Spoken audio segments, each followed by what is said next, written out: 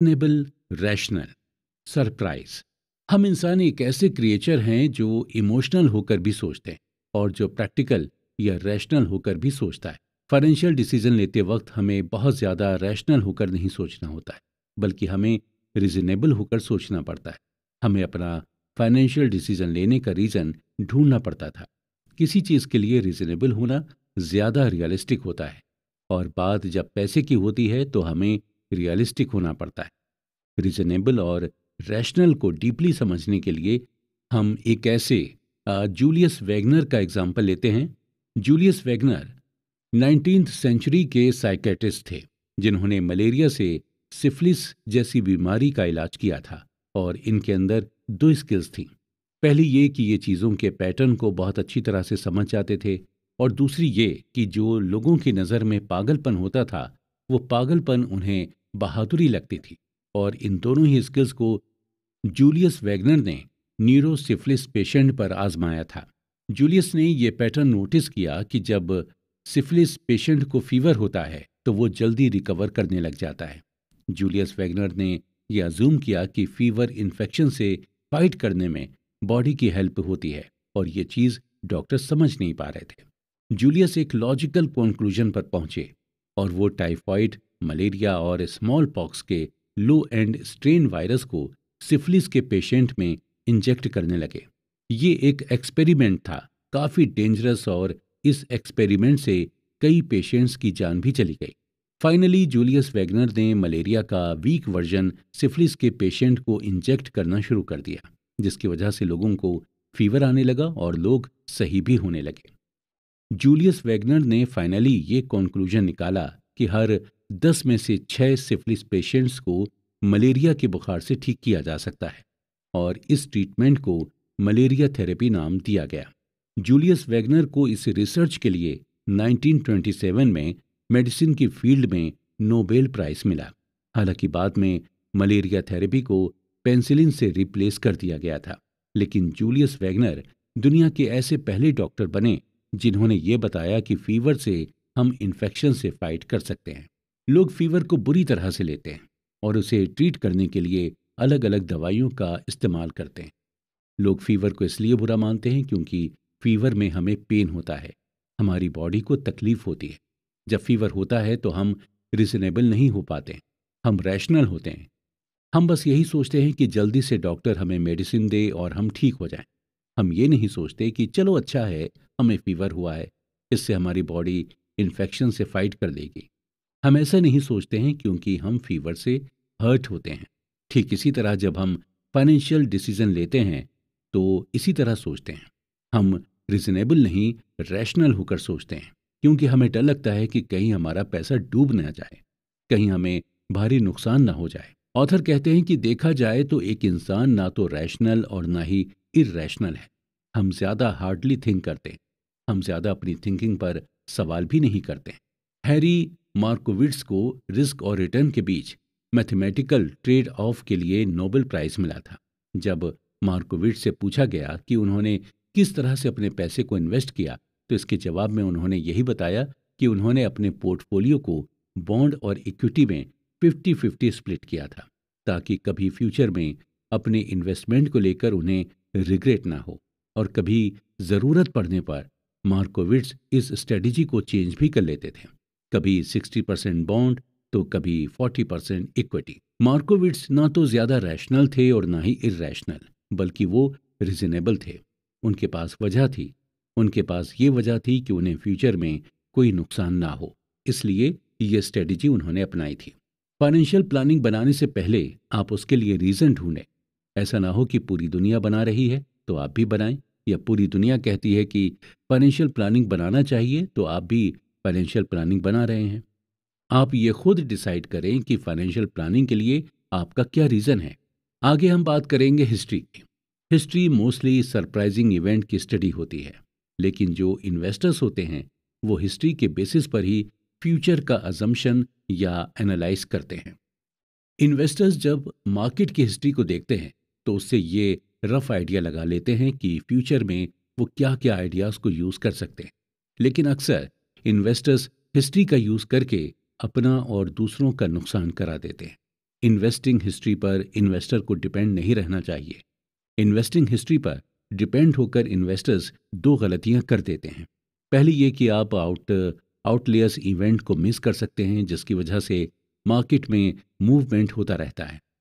Author बताते हैं कि हर डेकेड, हर सेंचुरी अलग अलग होती है और हर डेकेड में अलग अलग टाइप्स के लोग होते हैं। 19th सेंचुरी की ग्लोबल इकोनॉमी अलग थी और 20th सेंचुरी की ग्लोबल इकोनॉमी बिल्कुल अलग है। 19th सेंचुरी में दो वर्ल्ड वॉर हुए और स्टॉक मार्केट का ग्रेट डिप्रेशन भी आया। लेकिन अभी अगर हम 20th सेंचुरी की बात करें तो इतने मेजर इवेंट्स नहीं हुए जिसे हम इन्वेस्टिंग हिस्ट्री में इंक्लूड कर सकें। अगर आप इन्वेस्टर हैं तो आपको ये समझना होगा कि हर इवेंट अलग अलग होती है और अलग अलग तरह से मार्केट को इफेक्ट करती हैं। अगर 19th के स्टॉक मार्केट डिप्रेशन में मार्केट को $10 बिलियन का नुकसान हुआ, तो ये ज़रूरी नहीं है कि अगर 20th सेंचुरी में कोई स्टॉक मार्केट डिप्रेशन में आया तो उसमें भी $10 बिलियन का नुकसान हो सकता है इससे कई गुना ज़्यादा हो या ये भी हो सकता है कि कई गुना कम हो। इसलिए हिस्ट्री के बेस पर हमें इन्वेस्टिंग का फ्यूचर नहीं प्रिडिक्ट करना चाहिए। दूसरी गलती यह है कि हिस्ट्री फ्यूचर इकोनॉमी और स्टॉक मार्केट के लिए एक मिसलीडिंग गाइड की तरह काम करती है, क्योंकि ये हमें स्ट्रक्चरल चेंज प्रोवाइड नहीं करती जो करंट सिनेरियो के लिए ज़रूरी है। 19th सेंचुरी में वेंचर कैपिटल नाम की कोई चीज़ नहीं होती थी। अगर किसी को स्टार्टअप शुरू करना होता था तो फंड उसे खुद से ही मैनेज करना होता था या फिर आपको बैंक से लोन लेकर अपना स्टार्टअप शुरू करना होता था, यानी स्टार्टअप के लिए रिस्क ज़्यादा था। अगर हम हिस्टोरिकल डेटा की तरफ जाएंगे तो हम स्टार्टअप फंडिंग में डिफरेंस देखेंगे। कितना चेंजेस अब आ गया। अब स्टार्टअप को फंड करने के लिए वेंचर कैपिटल फर्म मार्केट में आ गई हैं। जिस तरह से आज स्टार्टअप को फंड किया जा रहा है वो पास्ट से कहीं बेहतर है। पहले हम किसी कंपनी के शेयर को फिजिकल फॉर्म में खरीदते थे, यानी पहले शेयर को खरीदने के बाद हमें एक रिसीप्ट मिलती थी। अब हम ऑनलाइन शेयर खरीद सकते हैं और ऑनलाइन ट्रेडिंग भी कर सकते हैं। अगर हम हिस्ट्री के बेसिस पर ही इकोनॉमी या स्टॉक मार्केट को चलाते तो ये स्ट्रक्चरल चेंजेस हमें कभी मिलते ही नहीं। अब कई चीज़ें बदल गई हैं। अब कंपटीशन भी बढ़ रहा है और कंपटीशन बढ़ने के साथ साथ अपॉर्चुनिटी भी बढ़ रही हैं। टेक्नोलॉजी की वजह से अब इंफॉर्मेशन भी एक्सेसिबल हो गई हैं। इंडस्ट्रीज बदलने लगी हैं क्योंकि इकोनॉमी इंडस्ट्रियल से शिफ्ट होकर टेक्नोलॉजी सेक्टर में आ गई है और टेक्नोलॉजी सेक्टर में डिफरेंट बिजनेस साइकिल्स और कैपिटल का यूज़ होता है। इन्वेस्टिंग में एक कॉमन फ्रेज हमेशा यूज़ किया जाता है और वो है it's different this time. Historians कोई प्रॉफिट नहीं होते हैं कि उन्होंने जो किया है वही आप भी करें। आप अपनी मार्केट के स्पेसिफिक ट्रेंड को देखें, स्पेसिफिक ट्रेड्स को देखें, स्पेसिफिक सेक्टर्स को देखें और तब जाके इन्वेस्टमेंट करने के बारे में सोचें। Room for errors. दोस्तों, हम इंसान भी अजीब होते हैं। कल हमारे साथ क्या होगा हम इस चीज़ की बिल्कुल भी प्रिडिक्शन नहीं कर सकते, लेकिन प्लान हम आने वाले कई सालों के लिए बना लेते हैं। हम इस चीज़ को बेवकूफ़ी कह सकते हैं या फिर हम इसे हमारी ऑप्टिमिस्टिक थिंकिंग कह सकते हैं। कब हमारे साथ क्या हो जाए हमें कुछ भी पता नहीं होता, यानी हमारी लाइफ अनएक्सपेक्टेड होती है। ठीक इसी तरह जब हम फाइनेंशियल बिहेवियर की बात करते हैं तो फाइनेंशियल बिहेवियर का बेस्ट एग्जाम्पल हमें ऐसी जगह से देखने को मिलता है जहां से किसी को एक्सपेक्टेशन ही नहीं होती है। लास वेगास के कैसीनोज स्मार्ट फाइनेंशियल बिहेवियर का शानदार एग्जाम्पल है। जी हाँ, कैसीनोज में आपके ऐसे कई ब्लैक जैक कार्ड प्लेयर मिल जाएंगे जो आपको ये सिखा सकते हैं कि अपने पैसे को कैसे मैनेज करें, और ये आपको रूम ऑफ एरर की इम्पोर्टेंस क्या होती है ये भी आप ब्लैक जैक कार्ड प्लेयर से सीख पाएंगे।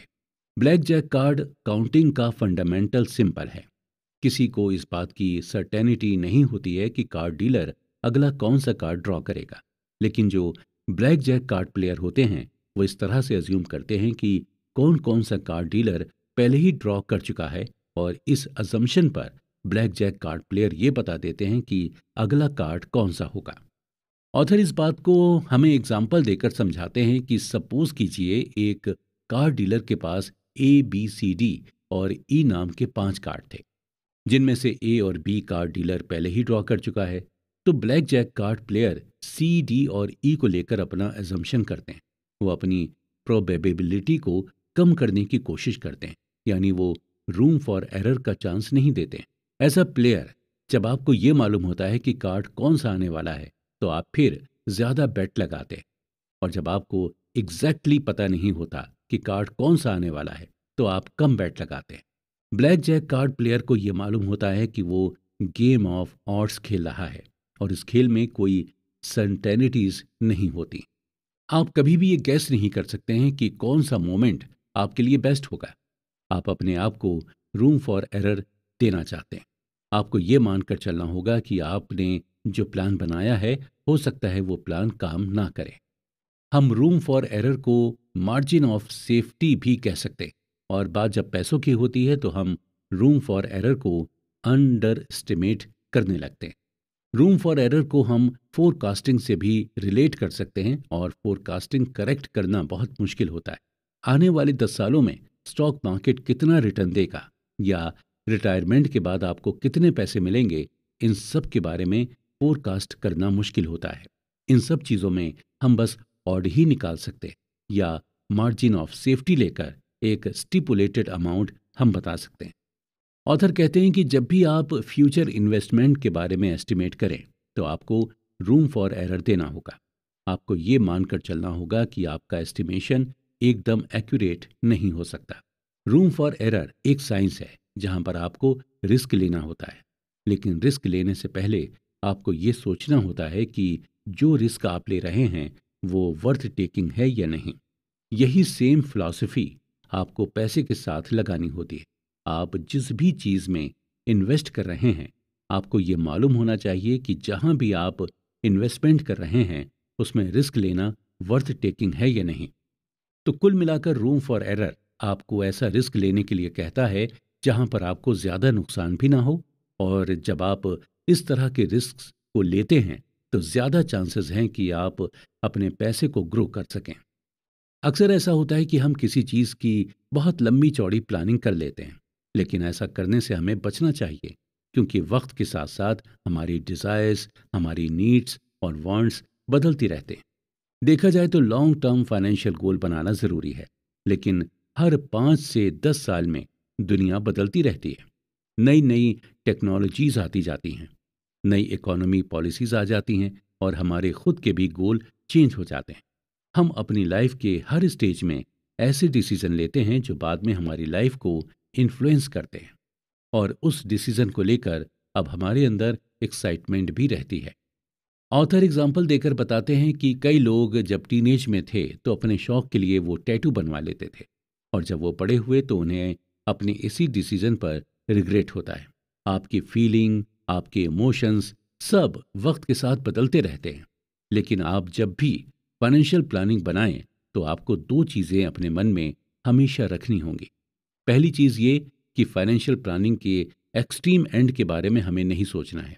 आपको ये अज्यूम करके चलना है कि अगर आपकी लो इनकम भी रही तो भी आप खुश रहेंगे, और अगर आप बहुत ही ज़्यादा फाइनेंशियल प्लानिंग के लिए मेहनत करेंगे तो हो सकता है आपको फाइनेंशियल प्लानिंग का एंड रिजल्ट ना मिले, तो आपको रिग्रेट हो। फाइनेंशियल प्लानिंग जब आपने बना ली तो आप हर साल उस प्लानिंग को रिव्यू करें, और अगर मॉडिफाई करने लायक चीज़ें हैं तो उसे मॉडिफाई भी ज़रूर करें। अक्सर लोग खुद पर हार्श हो जाते हैं और प्लानिंग फेल होने पर खुद को मेंटली पनिश करने लगते हैं। इसका असर आप पर तो होता ही है, आपकी फैमिली पर भी इसका असर होता है। इसलिए प्लानिंग रिव्यू करते रहें, इसमें कोई भी खराबी नहीं है। जितने भी सक्सेसफुल वेल्दी लोग हुए हैं वो भी यही करते हैं। वो प्लान रिव्यू करते हैं और ज़रूरत पड़ने पर उसे मॉडिफाई भी करते हैं और इजी वे में प्लान करते हैं। दूसरी चीज़ यह है कि हमें इस रियलिटी को एक्सेप्ट करना होगा कि हमारा माइंड चेंज हो सकता है। अक्सर उन एम्प्लॉय की लाइफ मेजरेबल होती है जो अपनी कंपनी से बहुत ज़्यादा लॉयल रहते हैं, और ऐसा इसलिए होता है क्योंकि ऐसे लोग जब अडल्ट थे तभी से उन्होंने ये डिसाइड कर लिया था कि उन्हें किस फील्ड में काम करना है और किस कंपनी में काम करना है, और खुद की नज़र में धोखेबाज या बेईमान साबित नहीं होना चाहते, भले ही वो मेंटली टॉर्चर हो जाए। ध्यान रहे कि आप खुद से लॉयल रहें, कंपनी से नहीं। रियलिटी ऑफ चेंज को हमें जितना जल्दी हो सके उतनी जल्दी एक्सेप्ट कर लेना चाहिए। एग्जाम्पल के तौर पर अमेज़ॉन जब शुरू हुआ था तब वो सिर्फ एक बुक स्टोर हुआ करता था, धीरे धीरे इसने खुद को चेंज किया। फिर ये ऑनलाइन ई कॉमर्स कंपनी बन गई और बुक्स के साथ साथ ये बाकी चीज़ें भी ऑनलाइन डिलीवर करने लगी। और उसके साथ कई सारे चेंजेस भी आए। अब अमेज़ॉन का टारगेट है स्पेस। अगर अमेज़ॉन खुद को बुक स्टोर तक ही लिमिटेड करके रखती तो शायद आज ये जिस मुकाम पर है उस मुकाम तक नहीं पहुंच पाती और आज दुनिया के सबसे वैल्यूएबल कंपनीज में से एक नहीं बन पाती।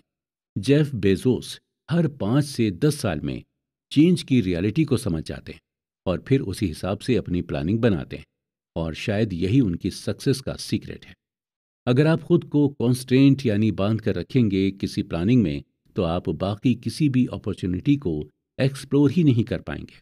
आपको ये समझना होगा कि जैसे जैसे दुनिया बदल रही है वैसे ही वैसे आपको भी बदलना होगा। दुनिया के साथ कदम से कदम मिलाकर चलना होगा क्योंकि इसी में है सक्सेस और सक्सेसफुल वेल्दी लोग ऐसा ही करते हैं। You and me and the seduction of pessimism. लालच ह्यूमन नेचर का ही पार्ट है और हम सबके अंदर कहीं ना कहीं किसी न किसी चीज के लिए लालच भरा होता है।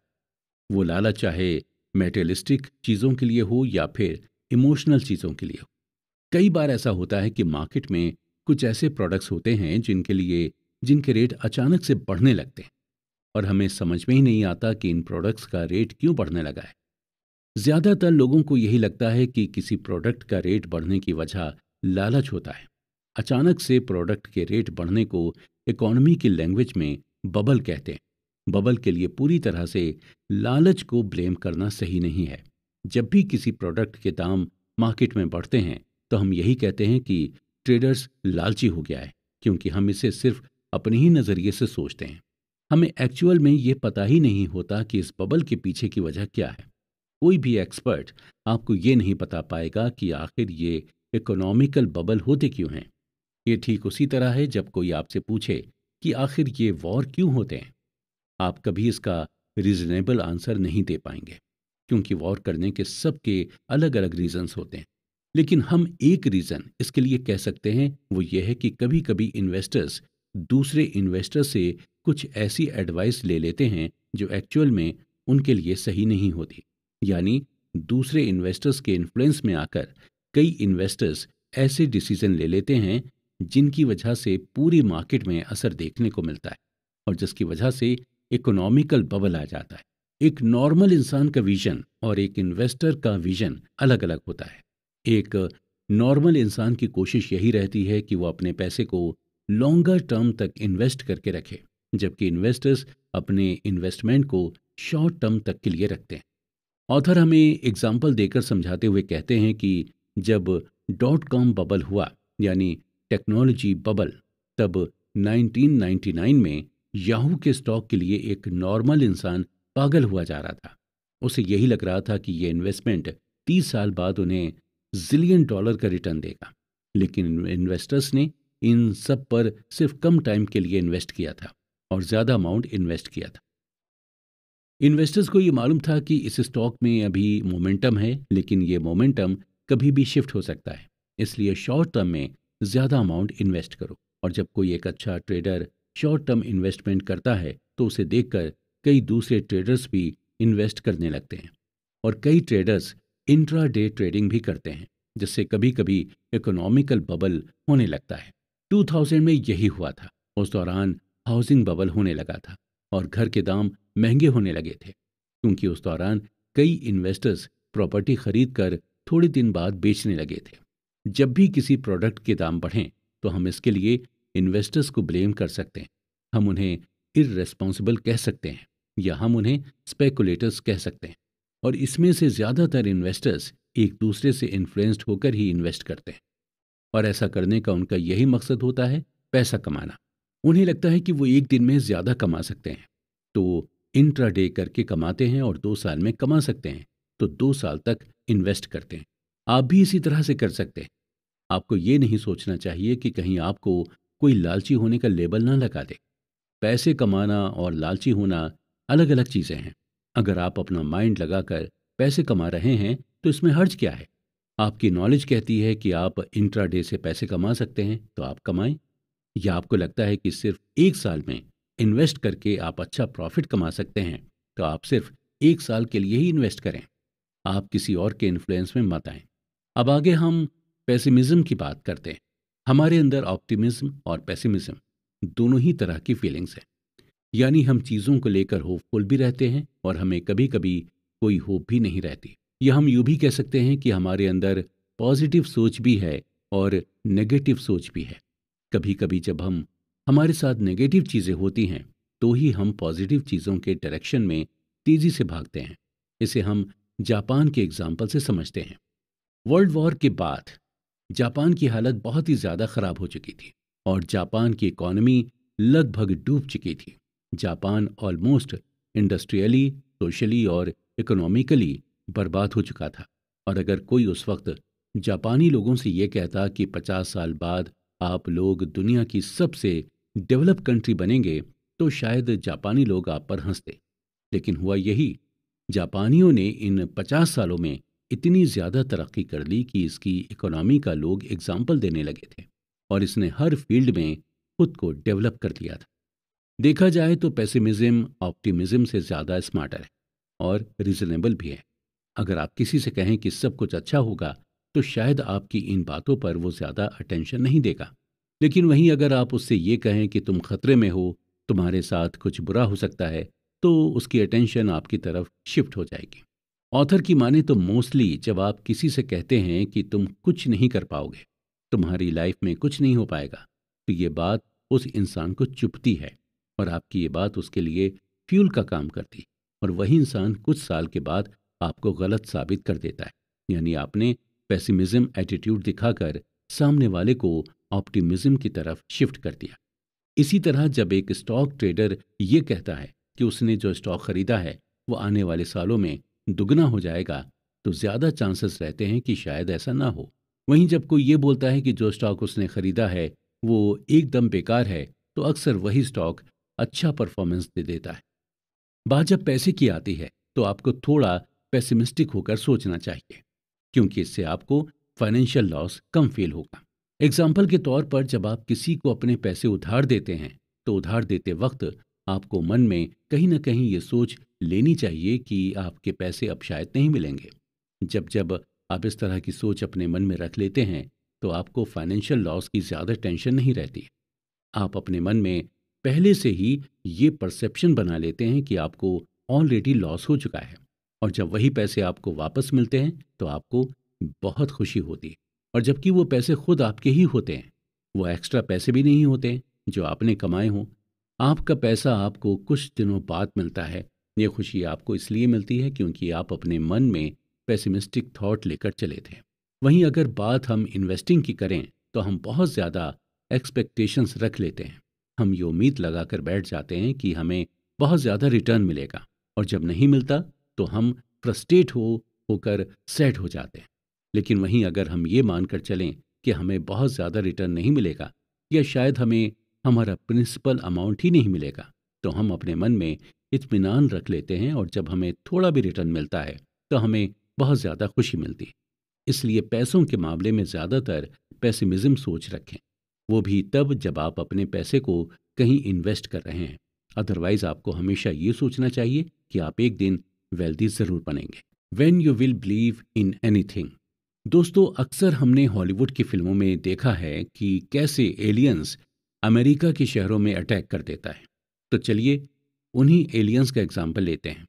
मान लीजिए कि एलियंस अमेरिका के न्यूयॉर्क शहर में आया और इस बार ये एलियन अटैक करने नहीं बल्कि 2007 और 2009 की अमेरिकन इकोनॉमी को चेक करने आया। 2007 में उसने देखा कि लोग मौज मस्ती कर रहे हैं, पार्टी कर रहे हैं, अच्छा खा रहे हैं, अच्छे अच्छे कपड़े पहन रहे हैं।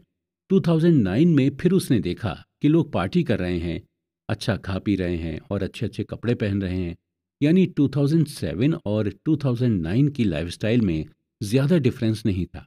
जब एलियन ने डिफरेंसेस को क्लोजली नोटिस करना शुरू किया तो उसने ये देखा कि लोग तो नहीं बदले, लेकिन टेक्नोलॉजी ज़रूर बदल गई। अब लोग नए नए फीचर्स वाले फ़ोन रखने लगे हैं और कंप्यूटर बेहतर होने लगे हैं, मेडिसिन बेटर हो गई हैं और कार्स की माइलेज बढ़ने लगी है।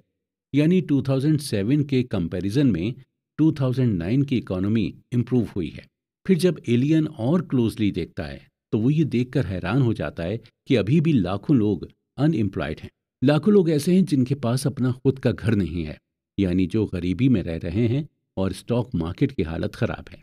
एलियन और सरप्राइज हो जाता है और ये सोचता है कि लोग वही हैं, लोगों की नॉलेज भी वही है, ऐसा कुछ ज़्यादा बदला नहीं है, लेकिन फिर भी लोग ज़्यादा गरीब होते जा रहे हैं और ज़्यादा अनएम्प्लॉयड होते जा रहे हैं। ऐसा इसलिए हुआ क्योंकि 2007 में हमने इकोनॉमी के लिए एक विजन सेट किया था। हमने ये विजन सेट किया था कि एक दिन हाउसिंग प्राइस में स्टेबिलिटी आएगी और लोगों को एम्प्लॉयमेंट मिलेगा और स्टॉक मार्केट में इम्प्रूवमेंट होगा।